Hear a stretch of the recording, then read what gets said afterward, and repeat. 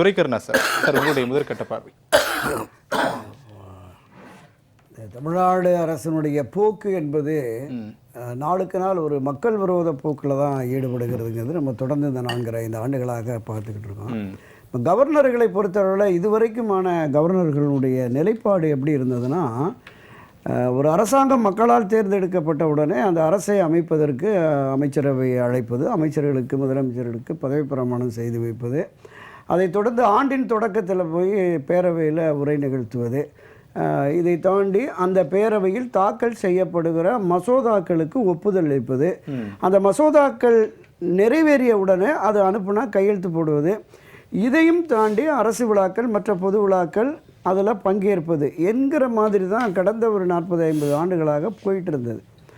ஆனால் இந்திய அரசமைப்பு சட்டத்தின்படி ஒரு மாநில கவர்னருக்கு இருக்கிற அந்த அதிகாரத்தை நான் பயன்படுத்துவேன் என்று வந்தவர் தான் திரு ஆர்.என். ரவி அவர்கள். அப்போது இது ஒரு புதிய அணுகுமுறையாக இருக்கிறது, இங்கே இருக்கிற ஆட்சியினருக்கு எதிரான செயலாக இருக்கிறது அப்படிங்கிற பார்வை இவங்களுக்கு வந்துடுச்சு. நீங்கள் திரு ஆர்.என். ரவி அவர்களை தமிழக ஆளுநராக நியமிக்கப் போகிறார்கள் என்கிற செய்தி வந்தவுடனே திராவிட முன்னேற்றக் கழகம் அந்த கட்சியோடு அணிவகுத்திருக்கிற கூட்டணி சேர்ந்திருக்கிற பொது உடைமை கட்சிகள் விசிக, மதிமுக உள்ளிட்ட எல்லோருமே எதிர்ப்பு தெரிவித்தாங்க. அவருடைய கடந்த கால செயல்பாடுகள், அவர் எந்த அளவிற்கு அரசு பணிகளில் இருக்கிறாரு, எவ்வளவு ஸ்ட்ரிக்டாக இருக்கிறாரு அப்படிங்கிறது தெரிஞ்சு நமக்கு அந்த பாதிப்பு வந்து விடுமோ என்கிற எச்சரிக்கை உணர்வோடு தான் தொடக்கத்திலேயே அதை அவங்க பண்ணிகிட்டு இருந்தாங்க. நம்ம அதை பார்த்தோம். அதாவது இந்த அரசு தயாரிக்கிற உரையை கவர்னர் வாசிக்க வேண்டும், அதுதான் காலங்காலமாக நடந்துக்கிட்டு இருக்கு. அதுதான் பாரம்பரியமான நிலைப்பாடாக இருக்கிறது, எந்த அரசாங்கமானாலும் இருக்கிறது. ஆனால் இன்றைக்கு அவர் அந்த 13 விதமான ஒரு கண்டன குற்றச்சாட்டுகளோடு இந்த மக்கள் மாளிகையிலிருந்து ஆளுநர் அலுவலகம் கொடுத்திருக்கிற அந்த அறிக்கைக்கு தகவல் என்று பார்க்குற பொழுது ஒரு பல தகவல்கள் ஏற்க முடியாததாக, உண்மைக்கு மாறானதாக இருக்கிறது. இதை எப்படி நான் இந்த அரசு மீது கூட பல இடங்களில் திராவிட மாடல் அரசு, முதலமைச்சர் இந்தியாவிலேயே முதன்மையான முதலமைச்சர் அப்படிங்கிற மாதிரியெல்லாம் இருக்குது. அப்போ அவருக்கு ஒரு நெருடல் வருகிறது. இதை ஆளுநர் உரை தான், ஆளுநர் உரைங்கிற மாதிரி தான் எல்லோருமே அதில் பதிவு பண்ணியிருக்கிறாங்க. அப்போ இந்த நிலைப்பாட்டில் அவர் ஒப்புக்கொள்ளலை. அவர் இயல்பாகவே அவருடைய தன்மைகள் என்பது என்ன நமக்கு பார்த்தோம். இப்படி என்னென்னா, அந்த கடைசியாக முடிக்கிறப்போ கடைக்கோடி தமிழரின் கனவுகளையும் கருத்துக்களையும் கண்டறிந்து எதிர்வரும் 5 ஆண்டுகளில் தமிழ்நாடு வளர்ச்சி பாதையில் விரைந்து பயணித்திட மாண்புமிகு முதலமைச்சர் தலைமையிலான தமிழ்நாடு அரசு முழு முயற்சியில் ஈடுபட்டுள்ளது. அந்த முயற்சி வெற்றி பெற என்னுடைய வாழ்த்துக்களை தெரிவித்துக் கொள்கிறேன். இது கவர்னர் சொல்லணும். அப்போ பல பகுதிகளில் அந்த மாதிரியான விஷயங்கள் இருக்குது. அதில் அவர் உடன்படலை.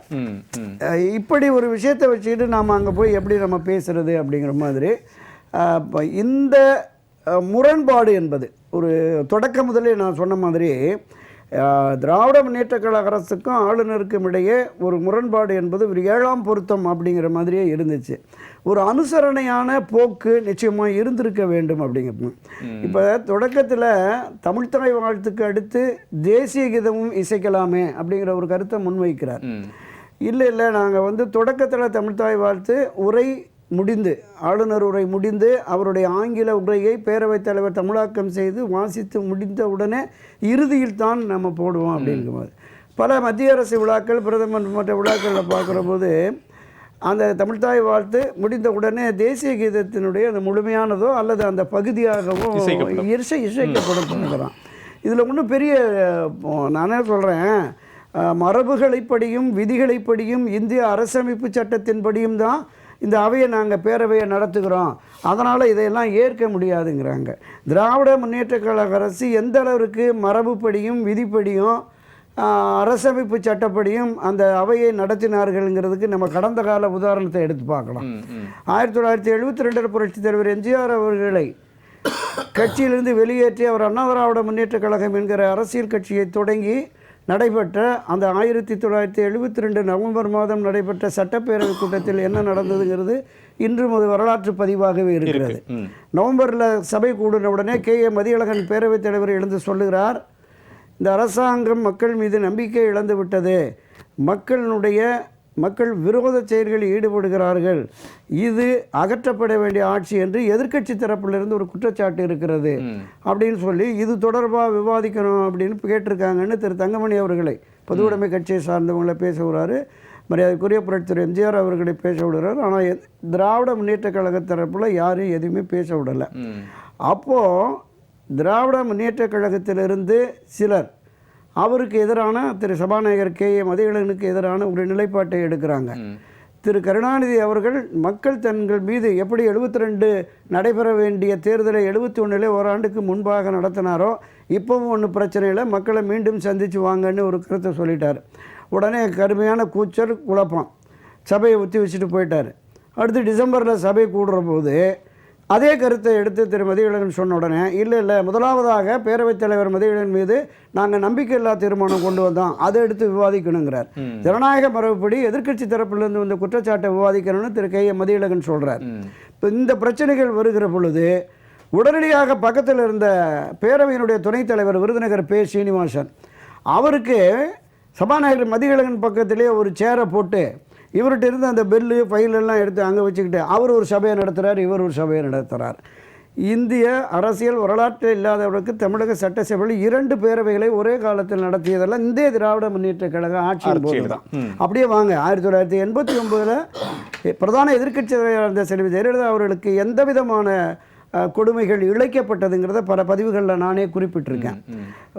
மிக அராஜமான போக்கு அடித்து அவர், அதாவது கொலை முயற்சி தாக்குதல்னு சொல்லலாம். பல அமைச்சர்கள் திமுக சட்டமன்ற உறுப்பினர்கள் தாக்கியது, அவருடைய அந்த அவமானப்படுத்தப்பட்டது, புடவை கழித்து அவமானப்படுத்தப்பட்டது போன்ற ஒரு கரும்புள்ளியெல்லாம் இந்த திராவிட முன்னேற்ற கழக ஆட்சியிலே சட்டப்பேரவையிலே நடைபெற்று. அப்போ வரலாற்றில் பார்க்குற போது இவர்களுடைய நிலைப்பாடு என்பது இப்போ சொல்லுகிற அந்த மரபு விதி அரசமைப்பு சட்டம் என்பதெல்லாம் ஒரு சால்ஜாப்பான விஷயமா நான் பார்க்குறேன். சரி, ஓகே சார். 2 விஷயம் சார் கேள்வி.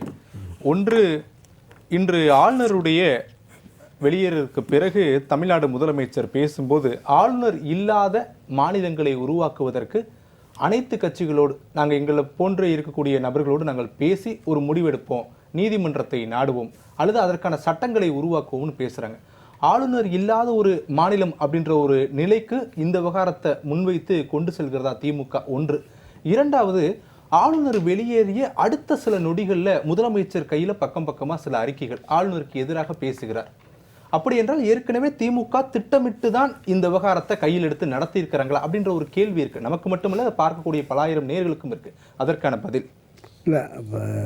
திராவிட முன்னேற்ற கழக அரசு அமைந்ததற்கு பிறகு தொடர்ந்து இந்த முறை இந்த நிலைப்பாடு என்பது தொடர்ந்து இருக்கிறதுங்கிறத நம்ம பார்த்தோம். நீங்கள் குறிப்பிட்டது மாதிரி 3 பக்க அறிக்கையை கவர்னர் வெளியேறிய அடுத்த நொடியிலேயே அந்த விஷயத்தை தீர்மானத்தை முதலமைச்சர் வாசிக்கிறார். ஆமாம், கண்டன தீர்மானம். ஏற்கனவே அந்த வழக்கமான டயலாக் இருக்குல்ல, அந்த ஆட்டுக்கு தாடி நாட்டுக்கு கவர்னர் தேவையில்லை என்று பேரறிஞர் அண்ணா சொன்னது, கலைஞர் சொன்னது. ஆனாலும் கூட அந்த பதவி இருக்கும் வரையில் நாங்கள் அவங்களுக்கு உரிய மரியாதையை நாங்கள் கொடுப்போம் அப்படிங்கிற மாதிரி தான் அந்த விஷயத்தை அவர் சொன்னார். இன்னொன்று, அந்த தீர்மானத்திற்கு பிறகு நீங்கள் சொன்ன விஷயத்தையும் சொன்னார். அந்த கண்டன தீர்மானத்தை நிறைவேற்றிவிட்டு அடுத்ததாக இந்த விஷயத்தை கொண்டு வர்றார்.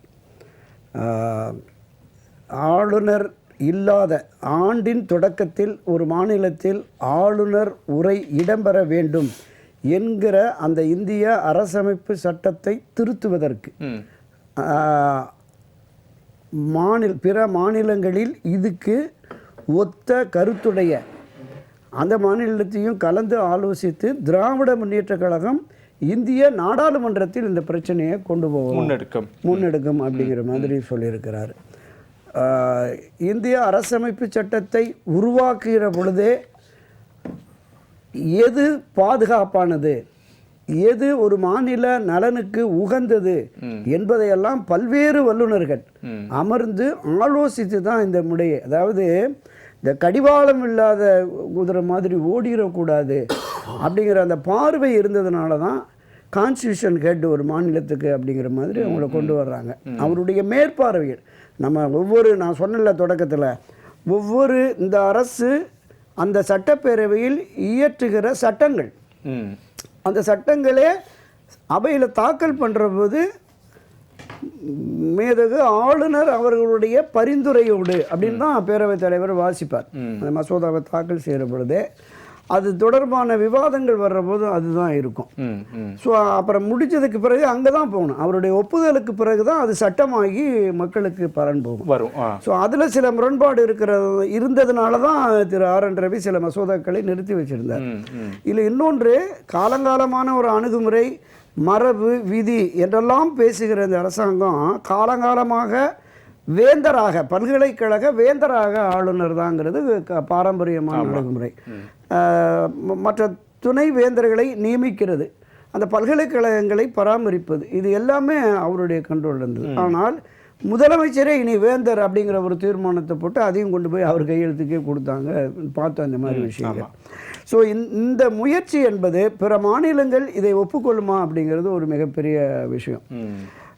கவர்னர், நீங்கள் ஒரு மக்கள் நலன் மீது, இந்த மாநிலத்தினுடைய முன்னேற்றத்தின் மீது இந்த அரசுக்கு உண்மையான அக்கறை இருக்குமே என்றால் இவங்க இதில் உடன்பட்டு தான் போகணும். அதாவது இந்த மாநில அரசு மத்தியிலிருந்து தான் பல திட்டங்களை பெற வேண்டியது இருக்கிறது, பல்வேறு நிதிகளை பெற வேண்டியது இருக்கிறது.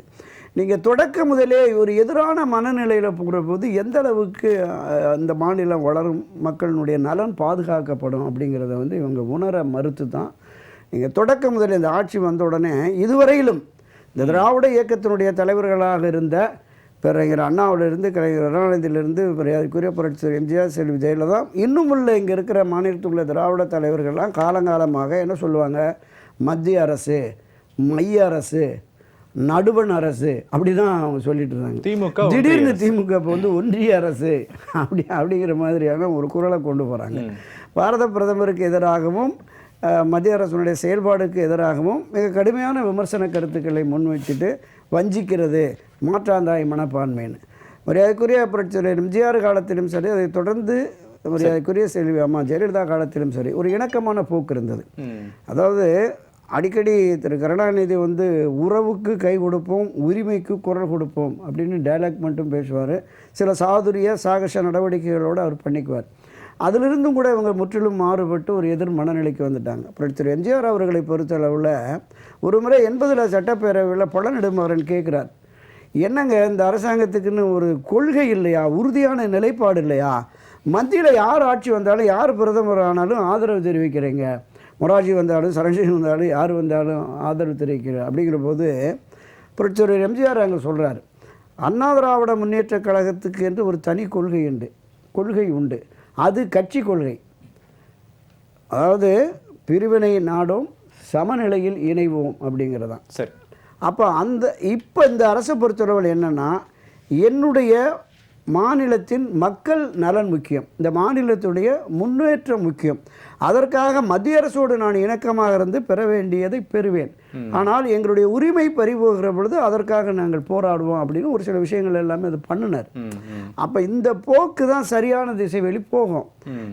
அதாவது நான் தொடக்கத்தில் சொன்ன மாதிரி பல ஆளுநர்கள் அவங்க இந்த நிலைப்பாட்டில் இருந்து முற்றும் முழுவதுமாக ஒதுங்கி அரசுக்கு இணக்கமான நிலையில் இருந்தாங்க. எல்லோரும் அப்படி இருப்பார்கள் என்று நம்பவிட முடியாது. இன்னைக்கு அங்கே ராஜ்பவனை இப்போ மக்கள் மாளிகை அப்படின்னு சொல்லி அமைத்து அங்கே பல்வேறு விஷயங்கள் மாணவர்கள் அழைத்து பேசுவது வைக்கிறது எல்லாமே இது அரசுக்கு எதிரான போக்கு அப்படிங்கிற அந்த எண்ணம் நிலைப்பாடு இந்த அரசுக்கு ஏன் வந்தது அப்படிங்கிற மாதிரி நமக்கு இருக்குது. அதனால் இந்த ஆகாத மனைவிக்கு கைப்பட்டாலும் குற்றம் கால்பட்டாலும் குற்றம்ங்கிற அந்த மனப்போக்கு இந்த அரசுக்கு இருக்கிறது. அதை கைவிட்டால் தான் நல்லது மாநில நலனுக்கு. சரி, ஓகே சார். கருத்து துரைக்கண்ணன் சார், நிறைவான கருத்து. இல்லை, நிறைவான கருத்து என்னென்னா, 70களில் இங்கே ஒரு கவர்னர் இருந்தார், கே ஷான் பேர். அவர் என்ன சொல்லுவாங்கன்னா, கலைஞர் கருணாநிதி ஷா அப்படின்னு தான் சொல்லுவாங்க பொது மேடைகளில், மிக சுருக்கம். ஆனால் அந்த 1976 அந்த ஆட்சி கலைப்புக்கு அந்த கவர்னர் தான் பரிந்துரை பண்ணி திமுக ஆட்சி கலைக்கப்பட்டது என்பதை நாம் இதில் சுட்டி காட்டுறோம். ஒரு ஆளுநர் கருத்துக்களை இந்த சனாதன கருத்துக்களை விதைக்கிறார், இது திராவிட மாடலுக்கு எதிரானதுங்கிற பிரச்சாரத்தையும் முன்னெடுக்கிறாங்க. ஆனால் திரு சேகர்பாபு சொல்கிறாரு, இது திராவிட மாடலோடு ஆன்மீக மாடலும் கலந்த அரசு தான் அப்படின்னு சொல்லிட்டு அவையிலே மூலவராக இருக்கிற முதலமைச்சர் தமிழ்நாடு முழுவதும் உற்சவராக வளம் இந்த ஆட்சியை திராவிட மாடல் இந்த ஆன்மீக மாடல் என்கிற மாதிரி கொண்டு போறாருங்கிறார். ஆனால் உதயநிதி என்ன சொல்றாருன்னா, இந்த அவர் என்ன சொல்றாருன்னா, இது வந்து இந்த டெங்கு கொசுவை ஒழிக்கிற மாதிரி சனாதனத்தை ஒழிப்போம் என்று பேசுறாரு. இந்த முரண்பாடு இருக்குல்ல, அது இந்த ஆட்சிக்கு ஆபத்தை விளைவிக்கும் அப்படிங்கிறது என்னோட